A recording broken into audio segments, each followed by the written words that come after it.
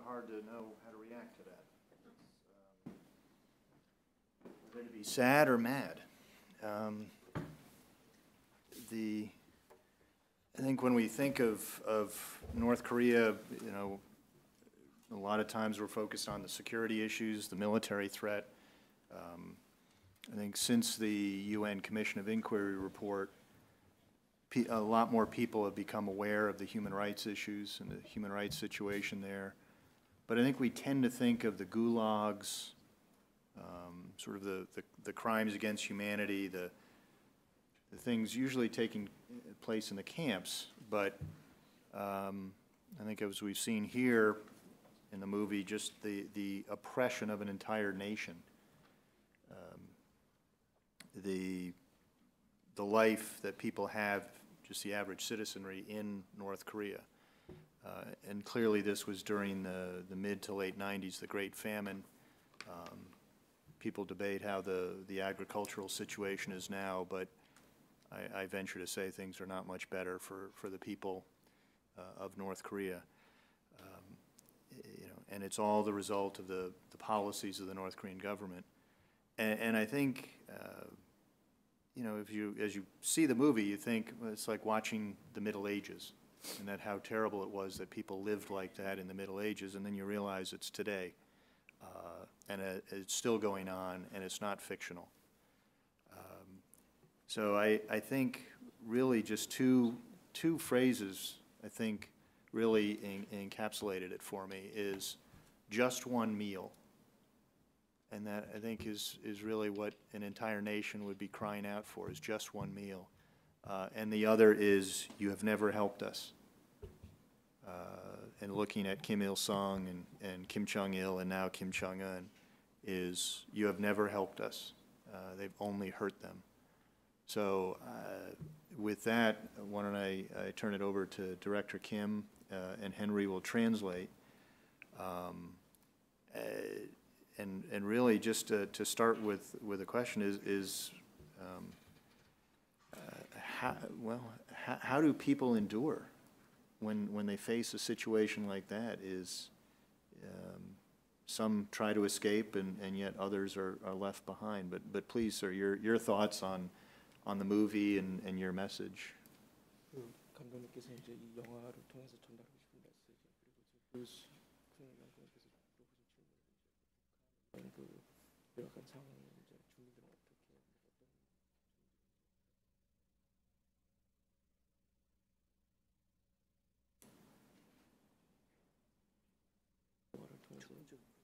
영화를 통해서 이제 전달하고 싶은 메시지나.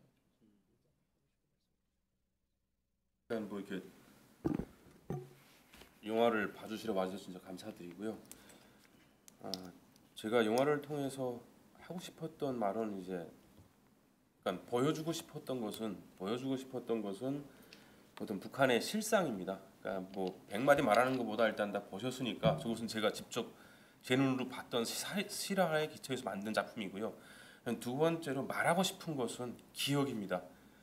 그러니까 김정일이 배 나온 거에 대해서 김정은이 배 나온 거나 뭐 김정은이 뭐가 어떻게 된 건 다 말을 하는데 저때 굶어 죽은 300만에 대해서는 대부분의 사람들이 기억을 못 합니다. 그냥 그렇게 굶어 죽어 다 돌아가 끝이거든요. 그래서 저는 세상에 저렇게 살다가 간 사람도 있었습니다 하는 어떤 그런 기억에 대해서 알려주고 싶었습니다. 기억해 주면 해서 저 영화를 만들게 되었습니다. So first of all, thank you everyone for coming out today to watch this film and the screening. And the message I wanted to convey through making this film was to show the reality of North Korea. And the elements of the story from the film are things that I actually saw and witnessed in North Korea while I was there. And second, I made this film so that there will be a remembrance, so that people will remember what happened to the ones who already departed, died from the starvation. People remember and talk about the fat bellies of Kim Jong-il and Kim Jong-un, and people tend to forget the estimated 3 million North Koreans who starved to death and are no longer here on this earth. So to remember them, that's the second reason why I made this film. Do you want to open for questions, or Okay. If you could just, I guess we do have a microphone, so if you have a question, if you could just raise your hand and we'll go. I'm sorry, was that? No, okay. You want to ask a question? Oh, okay. Oh, I'm sorry, I didn't know that was. This is on, but hi, my name's Ray. I'm with Victims of Communism Memorial Foundation, and I guess amazing movie, by the way. And one of my questions is, I guess from what you've seen and your experiences in North Korea, do you feel like generally adversity brings people closer together where they share their resources, or do you think that it drives people towards a more selfish stage, and like the way we saw with the bureaucracy and how the people who are up there, they sorry, I can't find the words, but their greed drove them to take away from the people who had less. 자세히 정확히.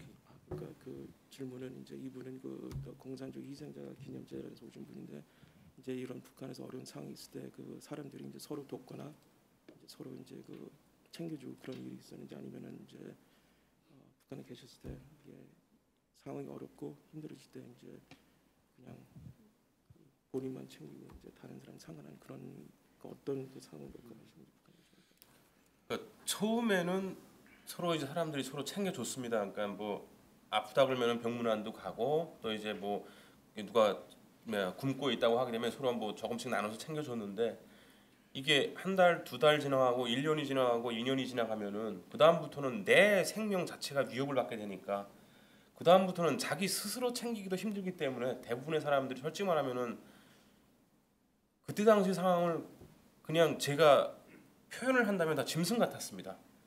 내가 살지 못하면은 저 사람을 살려면 내가 죽어야 되는 상황이었어요. 그러니까 대부분의 사람들이 언제 남을 챙길 상황이 아니었습니다.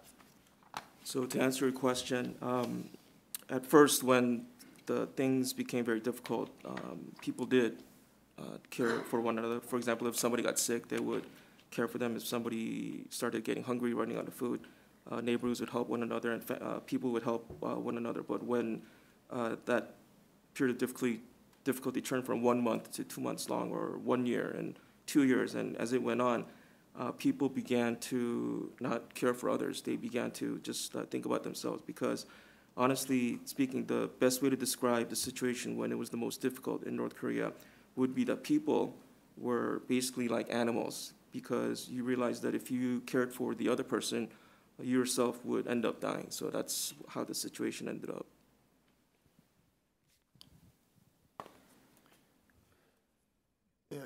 If I could jump in, and I think for an American audience, we're just stunned, sort of overwhelmed emotionally, and just really the idea that this couldn't happen.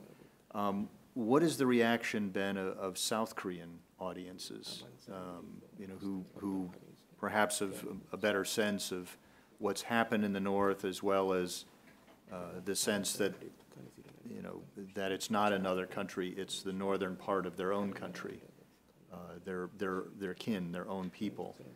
How has the reaction by South Koreans been? 물론 뭐 이제 저 영화를 보고 이제 많은 어떤 생각도 하신 분들도 많았고, 근데 뭐 어떤 제가 저 영화를 더 많은 사람들에게 보여주지 못해서 그랬는지는 모르겠는데요. 사실은 저는 저 영화를 찍고 뭐 경제적으로나 여러 가지로 많이 이제 힘들었습니다. 그러니까 내가 찍은 영화가 뭐 일단 뭐 반응이 없어가지고 많이 힘들었는데, 사실 이제 제가 저 영화를 찍고 처음으로 내가 이 영화를 찍기 잘했구나 하고 생각했던 거는 올해 이제 스위스 제네바에서 진행되는 그 인권 그 거기에 가서 그러니까 그 유엔에 들어가 가지고 이제 상영하고 나서 처음으로 느꼈습니다. 내가 이 영화를 찍기 잘했고 이것이 어떤 북한의 현실에 대해서 이야기할 수 있는 그런 영화가 되었구나 하는 것에 대해서 그러니까 올해 해외에 나가면서부터 알게 되었습니다. 솔직히 말해서.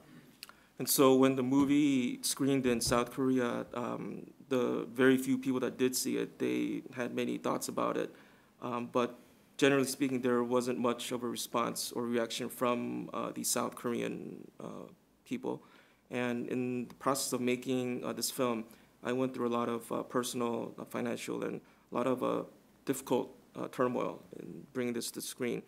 And perhaps, and the only time that I felt, the first time actually that I felt great pride or a sense of accomplishment regarding this film was when this film was actually screened in Geneva, Switzerland, at the UN Human Rights Council during one of the sessions.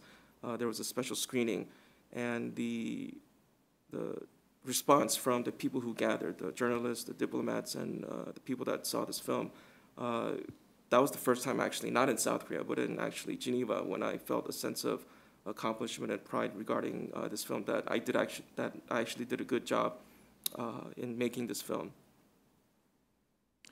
Have you heard of any reaction from North Korea? Are they aware of the film? 혹시 북한 정권이 영화에 대해서 알고 있나요? 북한 정권에서 반응이나 그런 거에 대해서. 아 글쎄요, 걔들이 보고를 안 해가지고 잘 모르겠어요. 저한테 말하는 사람이 없으니까 잘 모르겠습니다. So I really don't know what they would think because I haven't been told by anybody regarding the actual reaction from North Korean officials. Sir, down here. Thank you very much, and thank you for this really very difficult movie. It's a difficult film. I want to ask you about your impressions when you were in North Korea, because the little we get from what we see in North Korea is, of course, when you see the leader Kim Jong-un walking, whenever there are hordes of people smiling or looking happy, and but what we even saw in your film is that when the mother was really in dire straits, she turned to them and prayed to them. How do the average North Korean who has to face this kind of poverty, how do they really see the leader of North Korea? Is it a kind of a, I don't know, God, or are they frustrated at him?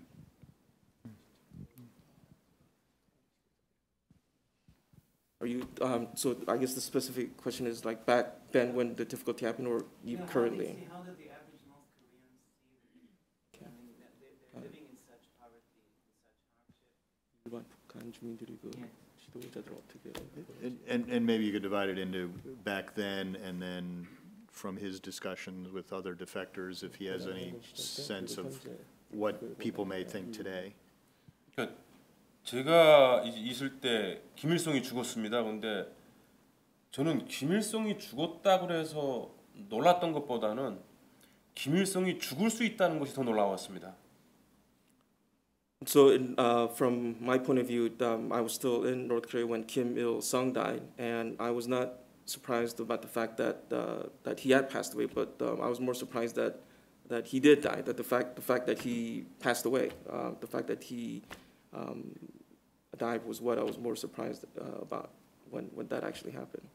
그러니까 김일성은 저희한테는 제가 알기로는 거의 신이었습니다. 그러니까 외부 소식을 전혀 접하지 못하고 이제 제가 태어나서 제일 먼저 기억나고 배운 말이 김일성 원수님 고맙습니다라는 말이었고, 제가 한 행동 중에 지금도 기억나는 건 항상 이제 유치원이라든가 이런 데 가가지고 밥을 먹을 때 이제 그 인사를 하고 먹었던 기억이거든요.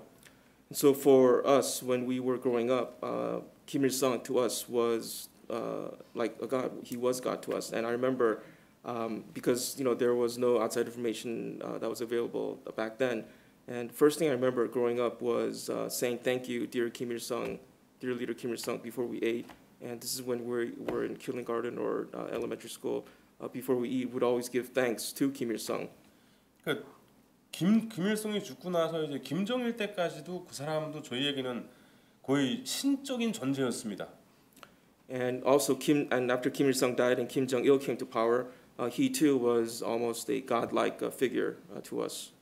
그러니까 사람들이 이제 북한 사회가 왜 저렇게 힘들고 그런데도 이제 어떤 이런 일들이 벌어지지 않고 저렇게 될 수 있는지 물어보는 사람도 있는데, 이게 한정된 공간에 가다 놓고 모든 정보를 차단시키고 그 안에서 우물 안에 개구리처럼 살게 되면은 그 안의 세상이 세상의 전부입니다. 그러니까 그 이상 벌 수 없기 때문에 그게 전부인 줄 알고 거기서 절대자인 김일성과 김정일은 신이었습니다.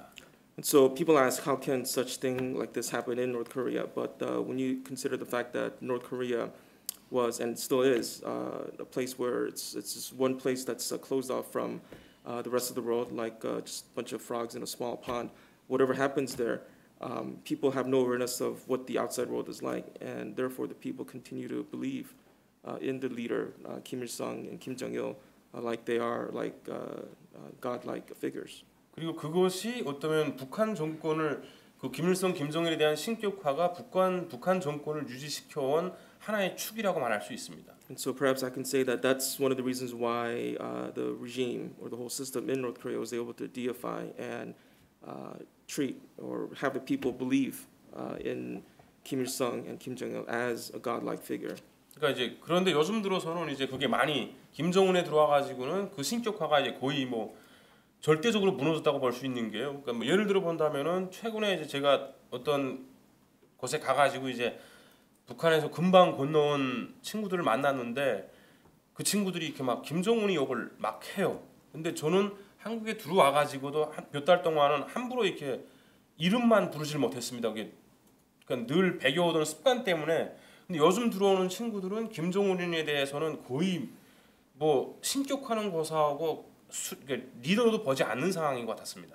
Now, regarding Kim Jong-un, the deification of Kim Jong-un is certainly broken down, and I would say that's happening now because when I talk to North Koreans, defectors who recently arrived in South Korea, they really, when they talk about Kim Jong-un, they don't use any honorifics, or they basically cuss him out and basically do a lot of criticizing of Kim Jong-un. Even myself, when I first resettled in South Korea, for many months, I was not able to utter the name Kim Jong-il I wasn't able to utter his name. It just took a long time for me, even for myself, to be able to freely say his name without fear of anything bad happening. So in that sense, with Kim Jong-un, there's a lot of that same level of deification and the worship that one saw with Kim Il-sung and Kim Jong-il, that is almost gone with Kim Jong-un. Sir, here in the middle. Follow on to that. Well, we've all seen the tremendous growth of Christianity in South Korea, and following this deification argument here,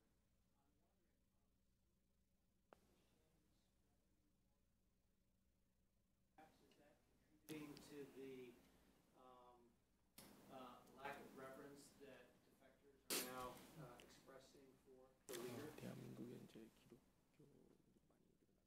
안에도 이제 그런 김정은에 대한 신격화가 이제 무너지면서 지하 교회들이나 이제 기독교인들이 많이 한국인 이제 북한에서 되게 연결된 거라고 볼 수 있나요? 현재 많이 생기고 있는지는 잘 모르겠고요.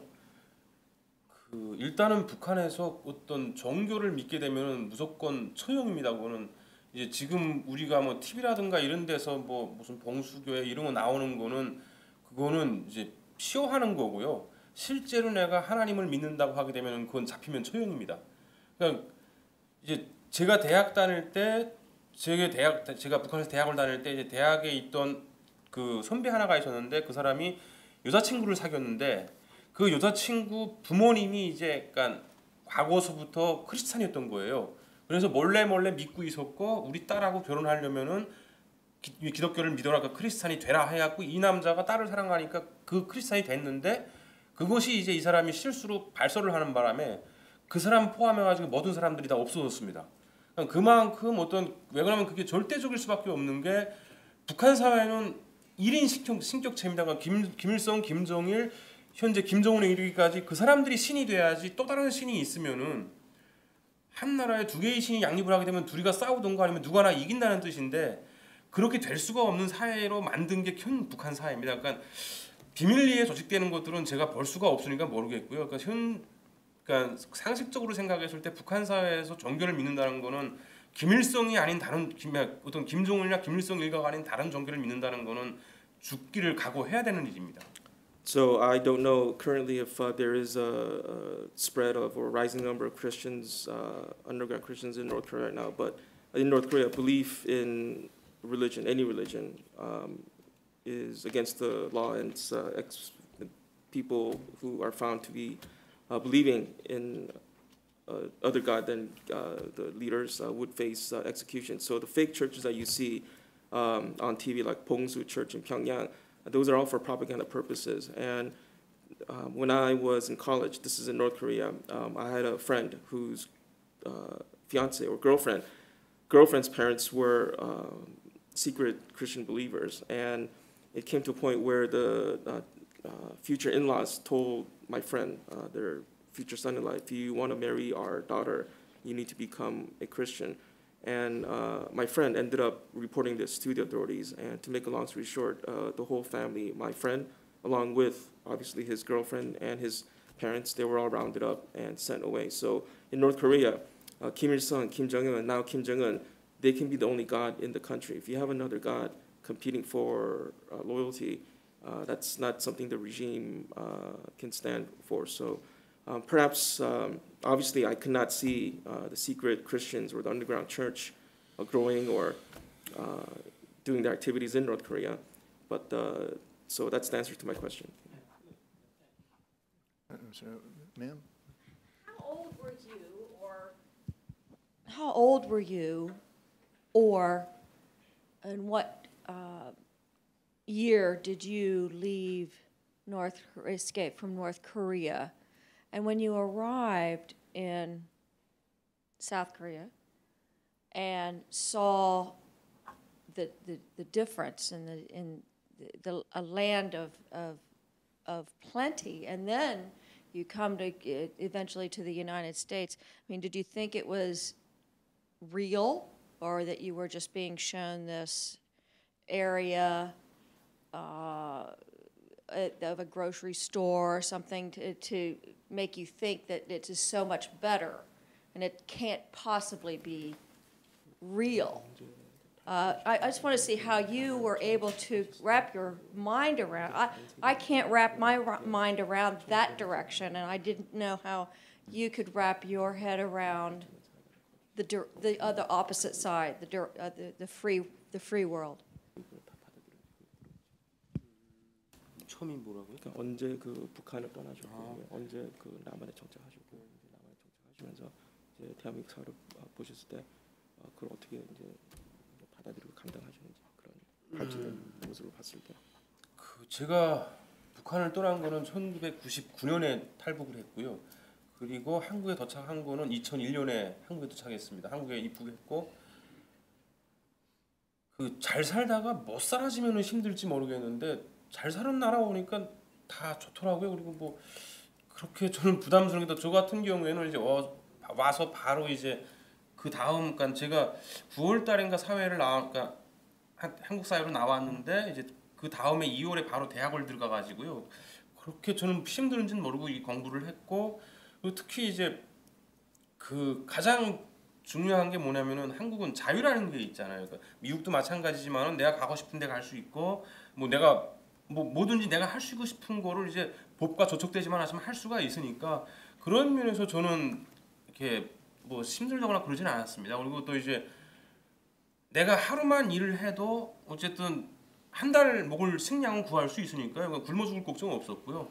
내가 며칠만 일하게 되면 뭐 임대료 낼 수 있고 하니까, 내가 삶의 질을 어느 정도 높여서 살겠다는 거가 아니면은 북한에서 사는 것만큼만 산다면은 한국에서 사는 거는 아무 문제가 아니었습니다. And so I escaped North Korea in 1999, and I resettled in South Korea in 2001. And perhaps it's much more difficult if you were living well and then you were put in a less comfortable situation. So for me, I came from a place that was really a place of suffering, and then to a better place in South Korea. And I arrived, so after getting processed and going through all the process that the defectors go through, I was released into South Korean society in September of 2001. And then in February of the following year, that's when I entered college in South Korea. And so for me, it was really easy for me personally to be able to adjust to life in South Korea.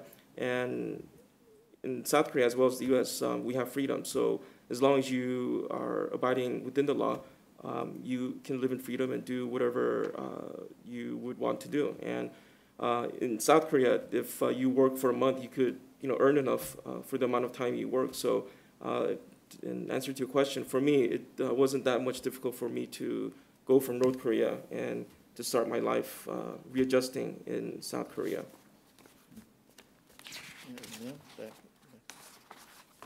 Thank you. Amazing film, really amazing. I was struck by the cruelty of the army and wondered if this is part of training to actually treat the people of your own country as if they are the hostile ones that you're supposed to be fighting against, or if it's just a matter of there's so many psychopaths in the army, or what it is. Is it training? Is it just the nature of the people who enter the army, or what's the explanation for how cruel they are to their own people?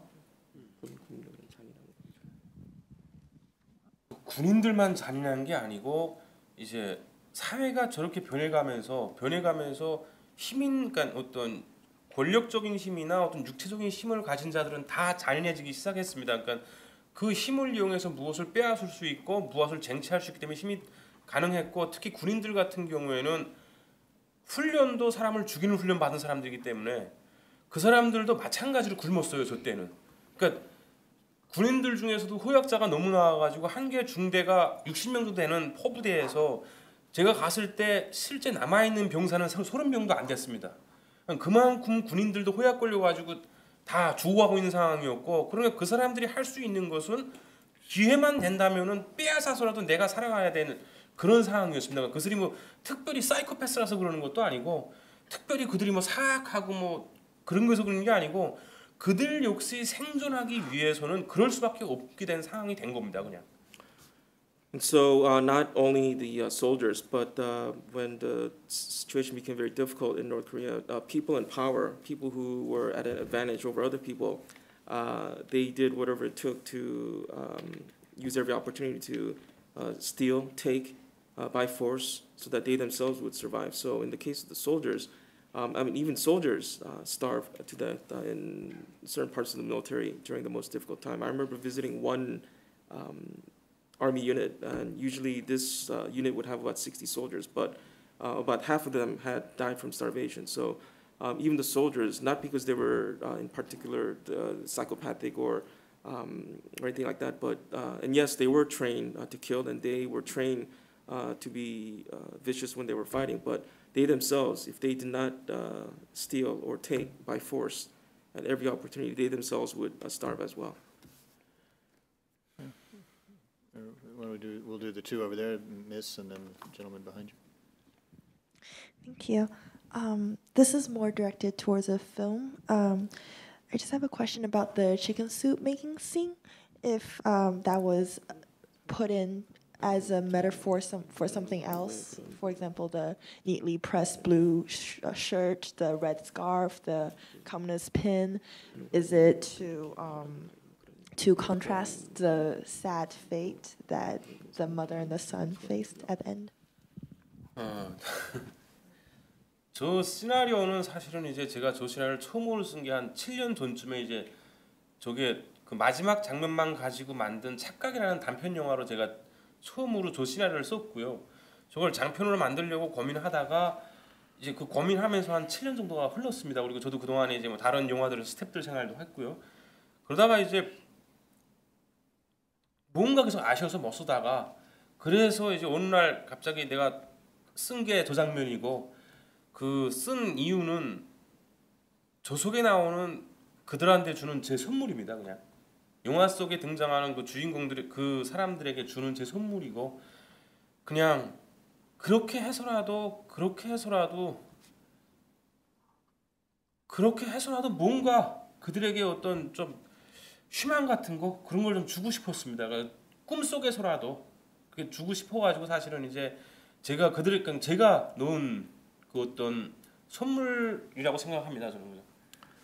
And so the basis for this film actually was a short film that I wrote a screenplay for about 7 years ago, and I struggled with trying to make this into a longer feature-length film. So it sat dormant for a couple of years, and then the idea I had to make this into a bigger full-length feature film was to add the scenes of the mother and son making the samgyetang, the chicken soup, in the movie. And the reason why I did this was as sort of a gift from me to the characters in the film. So even if it's in a dream sequence for these characters, the mother and son, it's one way of me giving this gift so that even in the movie for the characters, they could dream about having a full meal. Any other questions? Greg?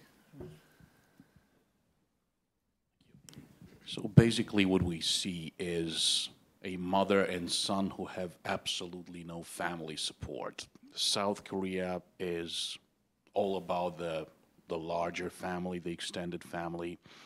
As far as we know, North Korea is more about a nuclear family. I was hoping you could comment on these differences. Do you think things have changed 20 years after the famine? Do you think it's pretty much the same? Is life still focused on the nuclear family? And how did you feel about South Korea and the dynamics there? I think if you ask in Korean, it would be so much better. Okay, 한국은 대가족을 중심으로 하는 사회니까 북한은 핵가족을 중심으로 하는 것 같은데요. 그 차이에 대해서 어떻게 생각하시는지, 그리고 한국에 오셔갖고 한국에 정착을 하셔가지고 그 생각이 바뀌셨는지 한번 말씀해 주십시오. 일단 그 전에 이제 아까 질문하신 것 중에 제가 깜빡하고 말씀 못 드리는 게 있는데, 그 선물이라고 했던 이유가 그들도 뭔가는 꿈을 꾸지 않을까. 그들도 그러니까 제 개인적으로 봤을 때도 그렇게 제가 힘들고 살면서도 저도 이제 나름대로 어떤 꿈을 꿨거든요. 그래서 이제 그런 걸 넣었습니다. 일단 그건 말씀을 드리는 거고요. 선물로 준 거고, 그리고 이제 북한도 대가족 사회입니다. 그러니까 북한이라고 해서 뭐 이렇게 뭐 몇 명이 사는 게 아니고요. 근데 대가족 사회로 살 수 없는 이유가 북한은 이제 예를 들어서 그러니까 국가에서 정해준 장소에 가서 살 수 있고 국가에서 정해준 장소에 가서 일할 수가 있거든요. 그러니까 내가 원해서 핵가족화가 된 게 아니고 정부가 그걸 그렇게 했기 때문에 핵가족화가 된 겁니다. 그리고 한국에 들어와서 잘 살아. 그 20년 전하고 지금 하고 그런 차이가 있는지 이제 북한. 그러니까 20년 전과 현재의 북한의 차이는, 그러니까 제가 다행히도 이제 어제 그제 시카고 갔다가 1년 전에 이제 북한에서 바로 한국으로 들어온 사람, 미국으로 들어온 분을 만났어요. 근데 그 사람한테 들었을 때 제가 봤던 10년 전이나 지금이나 변한 게 없습니다. 그리고 변할 확률이 없는 게 돼지우리에서 엄지돼지 죽고 새끼돼지 남았다고 그게 돼지우리가 아닌 건 아니지 않습니까? 그러니까 그게 확률적으로 변할 수 없는 확률이 더 많기 때문에 저는 그때보다 조금 나아졌다면은 옛날에는 어떤 경제 자본주의에 대한 건 물물 시장에 대한 어떤 그런 개념이 적었던 사람들이 요즘은 또 일부분 사람들은 어떤 그런 자유 시장 경제를 터득하기 시작했고, 또 그거로 인해 가지고 이제 이익을 많이 발생시킨 사람들이 또 상당 부분 생겼다는 것이 20년 전과는 틀리다고 생각합니다. So before I answer Mr. Greg Scarlato's question, just to further, I forgot to add to my answer to your question. The reason why I called it a gift, the scenes of the mom and son making the Korean chicken soup, is I put that in there because even the North Koreans, in their most difficult time, they surely dreamed about having scenes like that. I certainly did during my most difficult time. And in answer to your question, even in North Korea, there is the sense of extended family. It's just that the North Korean state, dictates where one would live and work. So I think that's how, compared to South Korea, there's that difference in terms of the nuclear family and extended family. And regarding the change from many years ago to now, Monday we had a screening in Chicago, and I met a North Korean defector who was resettled in the U.S. Earlier this year. He came out of North Korea last year, so he is perhaps one of the most recent defectors to arrive in the U.S. And talking to him and just hearing about the stories from his hometown, I got a sense that there isn't much difference now compared to 10 years ago when I'm trying to think about the time that I was in North Korea. So there isn't much difference now. I guess the only difference would be that the people's sense of capitalism or free market, working in the markets, that is, there's greater awareness regarding that. And I would further add that, if you take a pig pen, just because the mother pig is gone, that doesn't mean that, and the piglets remain, it doesn't mean that it's not a pig pen anymore. The piglets still remain there. So in that sense, there isn't that much difference between now and what's happened in North Korea many years ago. Okay. Did the gentleman in the back, did you have a question, sir? Yeah, well, this will be our last one. Hi, I'm from East West Center. Thank you for the movie. It was very impressive. My question is, why is it winter butterfly? So, yeah, what is the meaning about that? Yeah, thank you. 그 영화 제목 왜 겨울 나비를 정하셨는지. 설명해야 되나? 아무튼 이제 그 편집 과정에 제가 원래 제목은 이제 머자였습니다. 제목이 어머니와 약간 마마 앤 산? 뭐 이렇게 됐었는데 이제 그거를 편집하는 과정에 이제 우연히 인터넷에서 이제 그 겨울나비 죽은 사진을 봤어요. 그냥 그래서 그걸 찾아보니까 이제 미국도 그러게 미국이 전반적으로 그런지는 모르겠지만 한국 같은 경우에는 이제 겨울이 춥기 때문에 겨울엔 나비가 없거든요. 근데 요즘 이렇게 이상기온 현상 때문에 이제 따뜻해지는 날씨가 생기면은 갑자기 나비들이 이거 착각을 해가지고 태어난답니다. 태어나는데 그렇게 태어난 나비들은 이제 날개짓 몇 번 못 해보고 그냥 얼어 죽는 거예요. 근데 만약에 그 나비가 여름에 봄에 태어났더라면은 아름다움의 상징이 됐을 거고 가장 어떤 그 꽃밭 속에서 뛰어놀다 죽었을 거잖아요. 그래가지고 저는 개인적으로 이제 그걸 보면서 이게 마치 북한 사람들의 모습과 너무 똑같다는 생각이 들었어요. 그러니까 저 영화에 나오는 엄마와 아들도 만약에 미국이나 한국이나 어떤 이런 나라에서 태어났더라면은 저렇게 살다가 저런 운명을 맞지는 않았을 거잖아요. 그리고 또 그와 함께 또 그 굶어 죽은 수백만의 사람들 역시 저기가 아니고 대한민국이나 이런 미국이라는 나라에서 태어났더라면은 그런 일이 없지 않았겠느냐는 생각이 들어가지고 이제 어차피 제가 앞으로 찍어야 될 또 한 여러 편의 영화가 있기 때문에 그 전체 시리즈의 영화의 메인 제목으로 생각하고 윈터 버터플라이라는 영화 제목을 지우게 되었습니다. And so while I was editing this film, the title was actually Mother and Son. It was not Winter Butterfly. But during the process of editing, I happened to come across on the internet a picture of a dead butterfly that had frozen to death when it was born in the wintertime. And obviously, I don't know what the situation is like in the U.S. or other parts of the world, but in South Korea, it's really cold in the winter. And butterflies are supposed to come out in the springtime or summertime, the warm months. And I read further in this internet article that the butterflies that are born in winter, they are just able to flap their wings a couple of times and basically freeze to death. And symbolically, I thought that for the mother and son, they were like the butterflies born in winter.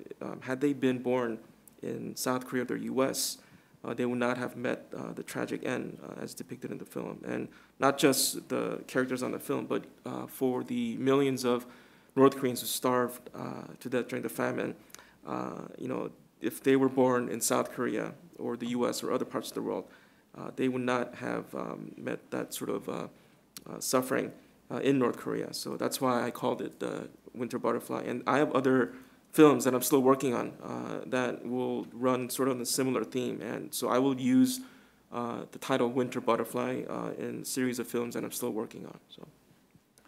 Well, I know I feel stunned and drained from this movie, and I'm sure I'm not the only one. It was depressing. It was disturbing because we know it's true. It has certainly given us a lot to think about, and we thank you for bringing these characters to life, even if for them it was such a horrendous life. But please, all of you, please join me in thanking Director Kim and Henry for bringing these characters to us and bringing the film to the Heritage Center.